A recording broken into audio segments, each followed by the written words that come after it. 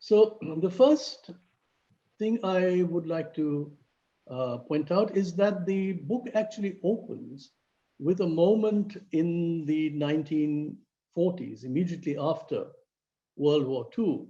And I open with that moment precisely to indicate the what I think was the moment of universalization of the idea of popular sovereignty in virtually in all of the world. So broadly speaking, that moment is now regarded by historians, it's often called decolonization.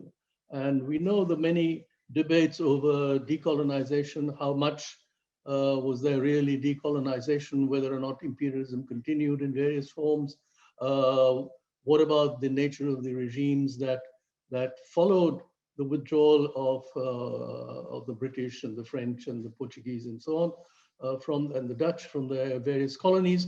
So we know all of these debates, but I think the crucial conceptual point to note is that whatever the specific form of the government, and these governments were not always democratic governments. Post-colonial governments, as we know, were not always democratic governments. They were often military dictators. They were, one-party rule and so on.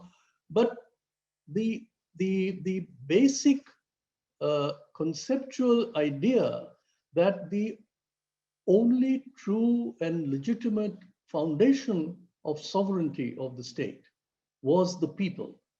This was an idea which was, by the 1950s and 60s, I think, universalized. So that you actually have, if you compare the moment before World War II with what came afterwards, this sudden spate of nation states emerging, so that the United Nations, for instance, before, when it began in the early days, there were only 40 or 50 members. Now we have 200.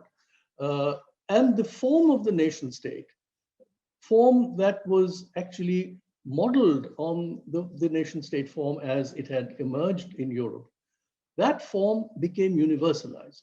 No matter how different you can think of the actual content of those regimes that followed. So that's the first point I wanted to make. The idea that popular sovereignty was now generalized.